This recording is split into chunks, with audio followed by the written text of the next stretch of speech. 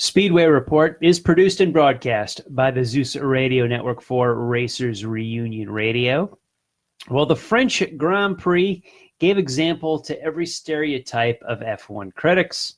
Matty D scores a career-best finish, and I'll say goodbye to old DW.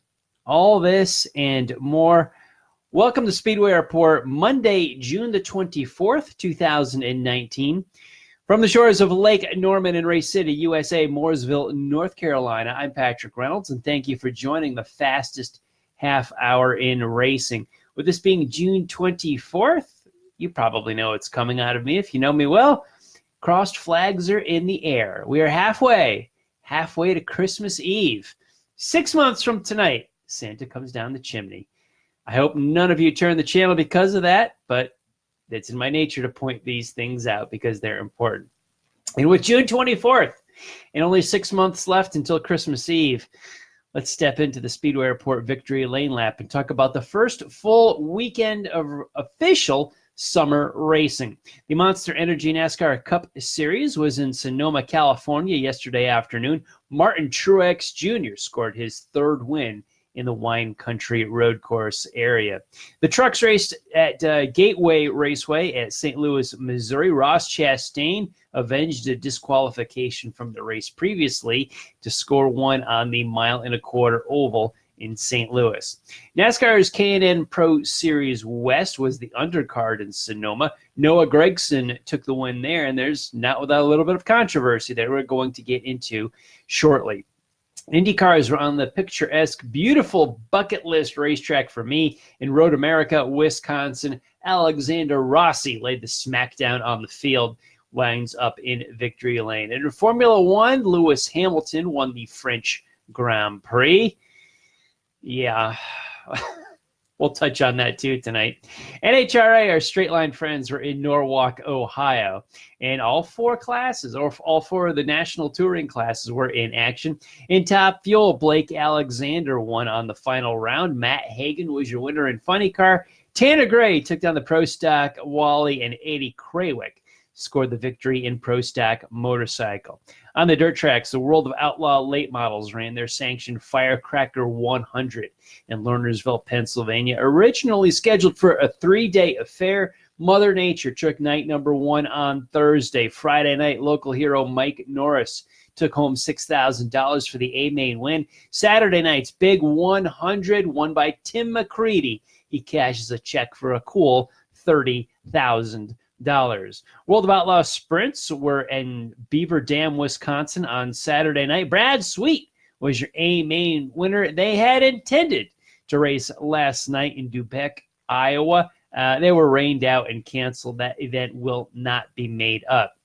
The ARCA cars were also in action at Gateway out in St. Louis. Ty Gibbs, grandson of Joe Gibbs, used the front bumper and a little bulldozer maneuver to find his way to victory lane in the ARCA Series at Gateway. USAC Sprints wanted to race in Putnamville, Indiana. The rain had other ideas. They were rained out. Grandview, Pennsylvania got their show in. Jeff Strunk was your winner in the small block modifieds. Tommy Miller took home the Sportsman win, and the Super Sportsman guest show, as you would call it, was won by Steve Wilbur. The Cars Tour was up the road from us in Thornsburg, Virginia, where Josh Berry was the winner of the late model stock car 125 lapper. And in Bowman Gray Stadium in Winston-Salem, North Carolina, Brandon Ward was the winner of the NASCAR modified 100 lap feature.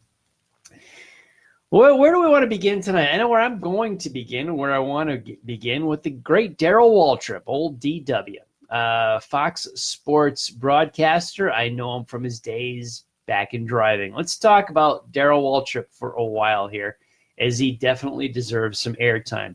I remember Darrell Waltrip, young punk driving for Dyegard was when I first made the connection to DW back in the late 70s. He was driving that Gatorade number 88, and I found it shocking that he would actually tempt fate with a green race car, but he did that with several years. It was actually white, but I had a lot of green lettering on it. That was a sponsor, Gatorade. So Gatorade didn't come in a whole lot of flavors back then, so they just went with the green. That's what they drank. That's what they presided over, that's what they promoted. And I looked at that car, I said, wow, look at this guy. Because everybody knew back in the day, Peanuts, the number 13, and color green on a race car were just bad luck. You did not do it. So naturally, as a young kid still in the single digits of my age, I latched on to Darrell Waltrip. I said, wow, he's a pretty interesting guy. Now, I didn't care for him too much at first. My father could not stand him. He's a loudmouth, punk, blah, blah, blah. You figure you take it. Anything negative that could be said about Darrell Waltrip, my father pretty much said it. Of course, he did that with a lot of people. That's a story for another day. But he didn't like Darrell Waltrip one bit. And he was a loudmouth. He spoke his opinion. He was a Southerner, grew up in Kentucky and lived in Tennessee. However, he was the young guy on the circuit when I was a little kid following the sport for the first time. The old established veterans, Petty, David Pearson, the Allison brothers, Cale Yarborough, you know the group. Those were the top dogs at the time. And this young kid came in there full of swagger, roughing up the feathers of the established crew. People are always going to take take the side of the battlefield with that one. We saw it years later with a guy named Dale Earnhardt and a young kid named Jeff Gordon. Well, the same situation played out as the sport has always been cyclical. As Darrell Waltrip comes in here, brash, bragging, cocky, running his mouth in TV interviews. And he backed it up on the racetrack, won a lot of races. Took him a while before he finally won his first championship, but he did that driving for Junior Johnson. And when he made the move from Dygaard to Junior Johnson's car, sponsored by Mountain Dew, oh my goodness, 2 more years of green cars.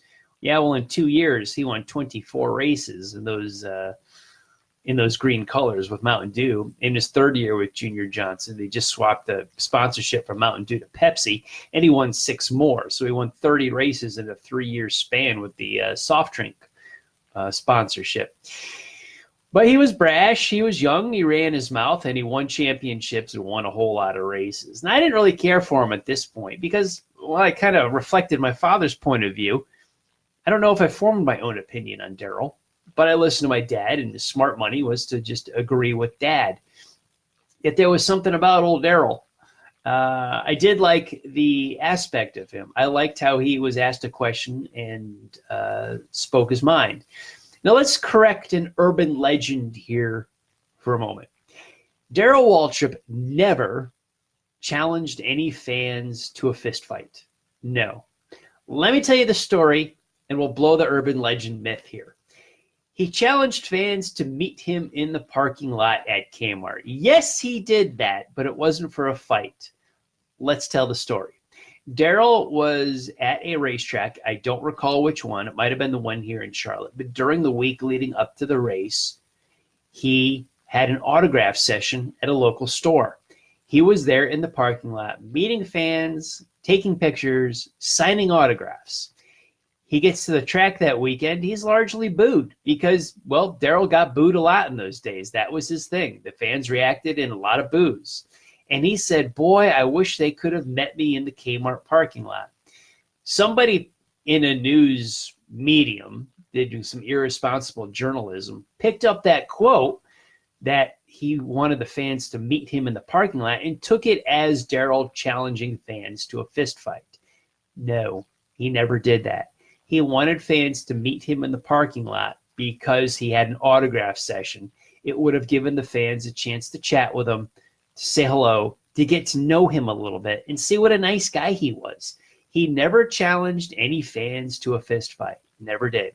He asked them to meet him in the parking lot because he had signed autographs and taken pictures there earlier that week, and he wished fans had given themselves a chance to meet him, get to know him, before they just booed him and flipped him off and gave him hell on race day. That's what that was all about. Remember the telephone game when we were in grade school, when we got in a circle and we said something to the person on our right, and then they whispered it to the person next to them, and it made it all the way around the circle. And by the time it got to the last person, it was nothing like the original message to the person to their right. That is what happened with this story. Irresponsible journalism and an eagerness to run with a bad news story because we didn't like Darrell Waltrip. DW never challenged any fans to a fist fight. Take that story to the bank. Hope that clears up any confusion and blows that myth out of the water. That is what actually happened. Getting back to Darrell's driving career, when he moved on from Junior Johnson, he went to Hendrick Motorsports. It's a huge move. It was some sort of a super team we thought it was going to be with the Tide Ride. He won a lot of races, did not win a title with Hendrick. He eventually bought that team, and it became his own team. But then it was a shame as the end days of his career went out like a whimper and not a bang on the racetrack. Darrell is a race-winning, championship-winning driver, deserving of every bit of his Hall of Fame induction. Every bit that he gave to NASCAR, he's due all our respect. In the later days of his career, it's a shame that he held on too long, however, because he kept having to use the past champions provisional just to make the field, and he often stayed there on race day in 43rd and in the back. In the last days of his career, it was really sad because I remembered how competitive and dominant he used to be, and I didn't wish that on anybody. You don't want anybody to go out like that, just slowly fade away to their uncompetitive nature. That's what he did. However, in those late days, in the mid-90s and late 90s, Darrell spent a lot of Saturdays in the broadcast booth, honing his skills for television broadcasting. He did a lot of TNN work. He did the Busch race, Busch North races, modified races, the support division races. He was up in the booth with different networks honing his skills. He was fantastic. I so looked forward to the day when he would go into the broadcast booth full time. It was exciting. I thought Darrell was going to rock.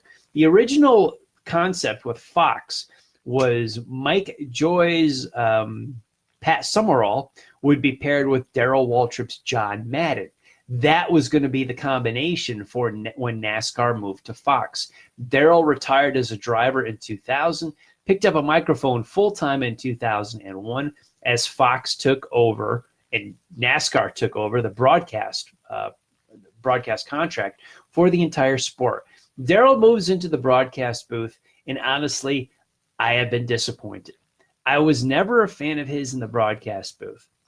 I thought he was too much of a jokester. I thought he made himself too much of a story. This does not take away my respect for Darrell Waltrip on his body of work as a career. He's due every bit of respect on the track and off the track for all he has done for this sport in NASCAR. But I loved him in the late 90s when I thought he had a lot of potential, and I saw him on Saturdays before he raced on Sundays. But when he got to the booth on Sundays, I just never took to him. He wasn't the same guy as he was in the 90s. I found him being very analytical and bringing a lot of nuts and bolts and technical aspects to a broadcast in the 90s, as well as his good old boy personality. I thought his humor was there. I thought the humor took over too much on Sundays when he was in the broadcast booth. And I was never a fan of Boogity. Hated it. Always did. Could not stand it. I would purposely miss that part of the race or turn the volume down because I couldn't stand it. Now, Jenna Fryer of the Associated Press wrote an article recently and was also critical of Darrell Waltrip. She was taken to task all over the internet as well as her colleagues within the sport for bashing Darrell Waltrip. I'm not here to bash Darrell Waltrip. There's aspects of his career I liked. There's aspects of his career I didn't like. I was a fan of Darrell. I've got a few T-shirts of his still in the attic. I think I've got a Tide number 17 tank top still in the attic, folded up just as a keepsake. I got a lot of respect for Darrell Waltrip. I like Darrell Waltrip. I'm a fan of Darrell Waltrip, but I don't love everything he did in his career. I didn't know what to think of him when he first came in. I was a big fan of him as I got to know him better. I was disappointed in the sad end of his career on track, and so is he, how he raced, because I remember the wins and the championships. And then when he got to the broadcast booth, I was never a big fan. However, for all he's done for the sport and for his Hall of Fame induction, Darrell, a tip of the hat to you. Much respect. I wish you well in your retirement. I won't miss Boogity, but I'll miss Darrell Waltrip being around the racetrack all the time. Hopefully, he doesn't seem like the kind of guy that's going to be in a rocking chair too long, but he'll be around, and I wish him well in the years ahead. Now I'm going to jump from fendered cars Let's go to some open wheel cars. Began Sunday morning with the French Grand Prix. Meh. This race could be a great stereotype for all the critics of F1. Mercedes had the front row. Lewis Hamilton ran away with it. He had no competition. Valtteri Bottas chased him. He was like 12 seconds back or whatever. Definitely a second place guy. Hamilton just rolled away. Louis Frank told me at Indianapolis one year, you only got to watch the first 5 minutes of the Formula One race and the last 5 minutes of the NASCAR race. F1, when they dive into the first turn and go a little bit, and the field kind of settles in, that's largely your race. And it was, again, in France. However, there were some battles late in the outside of the top 10 and within the top 10, but we had to wait almost the entire race to get any action going. At one point, with about 10 laps to go, the only battle on the track was for 14th and 15th. So you're talking 4 and 5 spots out of championship points anyway. So there was something to watch. However, that is really hard to keep the excitement and adrenaline up for a race. It was just a ho-hum affair. It doesn't necessarily mean there's anything bad with Formula One, but this kind of was the stereotype of anyone that complains about the circuit gets. Mercedes and Hamilton just walked away from it. Now, within the top 10 in the late stages, we had to wait almost an hour and a half for it to happen, but we had some very good racing. Lando Norris pulled off a fantastic drive in a McLaren. He qualified in the top 10. His DRS system was disabled late in the race. He was having a hard time upshifting. Still finished 9th overall. There was a penalty to Daniel Ricciardo. Lando Norris in a McLaren qualifies and finishes in the top 10. He got driver of the race voted by the fans on Sky Sports. So good for him. Tip of the hat to Norris. He did a very entertaining and yeoman's job yesterday in France. Now, later on in the afternoon, a few hours later, as we moved from Formula One to IndyCar before we went to NASCAR, I'm going to give IndyCar the TV winner and Smart Move Award for yesterday. I've said this for years, that IndyCar should not be afraid of NASCAR. However, look at NASCAR's Cup schedule and use your head a little bit and try to take advantage of when they're not racing to expose your sport to more fans. Get the sponsors, get the drivers out in front of fans. It's a great series, good racing, good drivers. I'm a bigger fan of that than NASCAR, and I grew up on stock cars, for crying out loud. But IndyCar, noon start yesterday, noon pre-race, 12:30 start on NBC, main network. Great. NASCAR, Fox Sports 1, a 3 p.m. start. IndyCar was smart to move their green flag up where they weren't head-to-head with NASCAR, as well as they got it on the Peacock, on the main network. Smart move by the folks at IndyCar. This is how you rebuild this series. I've been saying this for years. This is good. If you can race when NASCAR Cup cars are not running, that is great. So many times they just don't pay attention, or I don't know what the problem is, but you would have the 3 o'clock race at Sonoma on for NASCAR every year, and right simultaneously with it on another channel is the road course at Sonoma or another IndyCar race. Move them a little bit. Try to expose your racing to some new fans and new eyeballs. You've got a great series, guys. Show it off. Let people see it. Don't put it up against the 800-pound gorilla that is NASCAR. Now, a lot of controversy went with the NASCAR weekend out in Sonoma, California. On the Saturday undercard, the Pro Series West, Noah Gragson was penalized for jumping the restart outside the restart, was leading the race, went early on the restart zone. Ryan Preece got busted for the same thing later on. Screams and yells over social media. How do you jump the start if you are the leader? Simple. There is still a restart zone. You cannot go before the restart zone. It's not Saturday night racing. The leader does set the pace, but you have to be in the restart zone. At least NASCAR was consistent and busted Gragson for it and busted Preece for it. However, Gragson was early enough in the race where he had enough time to battle back and win the event. And how about Matt DiBenedetto? Unreal drive. This is great. He finished 4th place for Levine Family Racing. And this, I've been waiting for him to pop all year long. He had that spectacular run in the Daytona 500 in February, led the most laps, was in the top 5 before they had that big one, those restrictor plate pileups, which took him out of it. So he had nothing to show after leading the most laps at the 500 in February. It shows the cars are good. We know Matty D can drive. The team's good. Everything's in place. They just have not been clicking and have been underperforming, I think, for their alliance with JGR. But 4th place yesterday for Matty D, outstanding. Tip of the hat. I thought De Benedetto did a great job. I want to see more of this out of Levine. They've got it in them. They just haven't been able to find it. But that was a darn good drive yesterday by Matty D. And I did spend Saturday night at the Bowman Gray Stadium in Winston-Salem, North Carolina. Can't believe we finally got a race in around here. It's been very difficult with the raindrops around Lake Norman and the Charlotte area. But we started racing at 8 o'clock, had a 4-division show, including a chain race at the end of it. And all of it was done by 10:30 after starting at 8 o'clock, which is a darn good thing. Because when I left that track and walked out the gate at 10:35, the skies opened up and soaked us all. So we dodged rain finally around here to see some racing. But a well-run show, a 2.5-hour program for 4 divisions of racing plus a chain race. Cool stuff. And our Motor Week Illustrated Racer of the Week. It's a Speedway Report Racer of the Week, but I always like to pay tribute to Dave Despain and Motor Week Illustrated because that's where this all started, was with him on Saturday afternoons when I was a teenager. And I was looking at the Racer of the Week. Some guys had great drives. Lando Norris was one of them. Lewis Hamilton, it didn't have much competition, but he ran a perfect race. Alexander Rossi laid the smackdown in Road America to the IndyCar guys.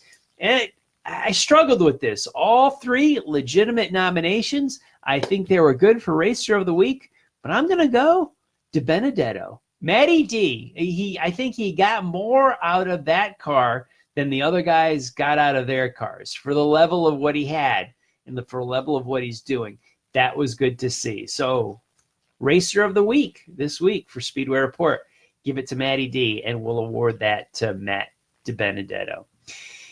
Everyone, in between our broadcasts, keep up on the world of auto racing with SpeedwayReport.com. This show and all of our past shows are uploaded on the site, and we've got some racing articles to read there.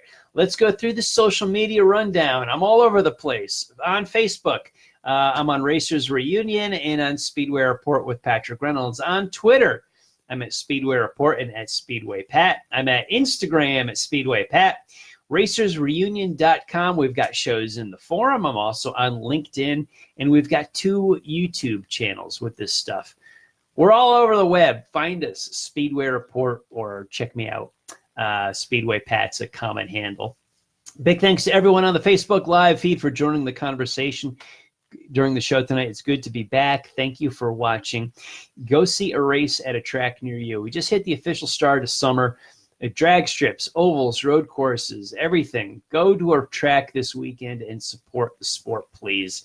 That is the foundation. That's our backbone. That's the support system right there.